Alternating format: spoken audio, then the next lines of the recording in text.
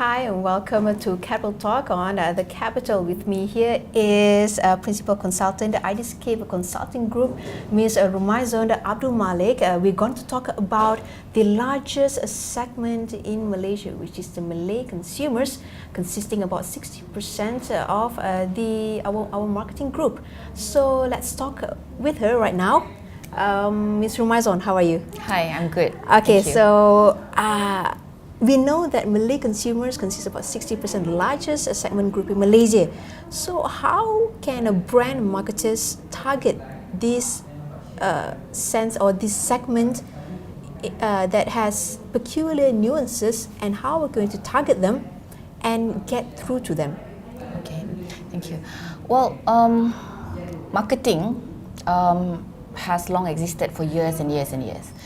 So what marketer has done over the years is that they try to be more focused and segment who their targets are, and then address that particular segment. If you understand how people think, then you can influence their behavior in a lot more relevant and engaging manner. How can marketers do that? Going to their minds and insight base. Look at what drives, what are the motivations, what are the barriers. And these motivations and barriers to a certain action are driven by values, are driven by value systems, or what is internal and what innate inside you. All right. So, and these are something that you grow up with. So mindset is defined by value system. Understanding all that, we came up with 6 main segments. Yeah. And what are these segments? Okay, that's why you have to come to BrandFest. The storytelling is going to happen then. But just to very quickly tell you that there are 6 segments, and out of the 6 segments, 3 segments are new segments that we saw emerging in the past 20 years. Right. All right. We've done a whole lot of research, interviews, home visits, focus groups, discussions, where we saw Malays moving into taking into a certain or a different type of adopting a different behavior, a different way of it's not living. necessarily we're talking about demographic right now. We're talking about mindset. Yes, we're talking about mindset. Only here you will see tourist package or tour packages that's Islam based. You get halal packages going to China, going to Korea, and that's really because you are trying to integrate, the Islamic values in their life, not missing out on living life. Right. Yeah. So, Malay is the birth country of Islamic banking, not even Middle East. Okay. So you mean to say that?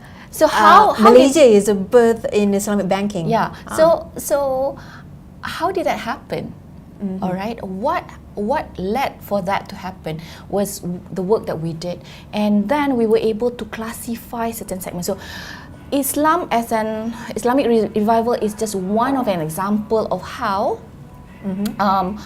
consumer has moved, this Malay consumers has moved and created this particular segment which we call Ummah Baru. Ummah Baru, okay. Yeah. So this new Ummah has a fairly different idea about what Islam is, or the way they lead their life. Yes. Okay. Living, preaching has taken a slightly different tone. For example, the dakwah is more involving, is more engaging. Dulu, you're not allowed. You will never even question your ustad. Today, you look for the kind of ustad who can answer your questions. Because you have questions. So that's just one of an example. Another example could be this group which we call the Santai Chillax. There's such groups? Yes. Santai Chillax is interesting. Okay, it cuts across demographics. We're not talking about hipsters, are we? No. Okay. No. There are Santai Chillax. There are lawyers, doctors, professionals who are Santai Chillax. And the whole idea or the whole notion of Santai Chillax is that, to me, life is more than just work. Right. Living you life. must have a balance about. Living life is important. To another segment which we call gigih, for example, their vision or their ideas about their ambition is maybe I want to be a CEO by the time I'm 40. I see. Or I want to retire with $4 million in my account by the time I'm 50, something like that. But with the Santai Chillax, their ambition could be, I want to see the rest of Asia by the time I'm 30.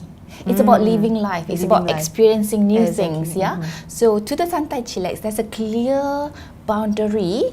There's a clear definition about, okay, this is work, this is life, and I need to experience life. To the Gigih segment, work is seamless, integrated into their life. To the Ummah Baru, work is a means for me to achieve the higher purpose in life. I see. All right. So is this segments, the new segments in the Malay segments, are they, being sorted out using their demographics or something like that? You know, No. That's why I'm saying between the 35 or 45 years old. No. Oh, okay. That's the fun bit. All right. When you go into mindset, it breaks convention in terms of no longer the outer layer defines how we classify you. So you could look very modern, but actually your value system is very intact. You're very traditional, very conservative, and you could belong to the Melayu traditional. Right. Yeah, because in terms of choice of brands, for example, you would gravitate towards brands that are natural, that spells heritage, that is proven turun temurun, for example. Right. Yeah. So it really is interesting because it goes deeper, and the reason why it's useful, powerful, is because of the relevance of it. It's something when it hits the emotional chord, the core of the being, the core inside a person. When a brand is able to capture that bit, it's very strong and it doesn't move, and that way it builds loyalty. So this is we're talking about just the Malay consumers, or we can actually apply this method to other consumers as well. Of course, you can apply it to every. Indian. Yeah. But the work that has been completed is with the Malay segments. We're moving on to actually study the Chinese next. Yeah, and what would drive the Chinese consumers? Right. Certain things cuts across because they are universal values. I see. Okay, so when you're a major brand, you want to look at a common denominator rather than differences between the segments. Okay, so that's the interesting part about what we do. Right. Okay, let's talk about how brand and marketers can target these consumers. Do they have to do surveys, researches, and things like that to get through this mindset of people? Yes and no. The fun part, the basics has been done because we've come up with the 6 segments.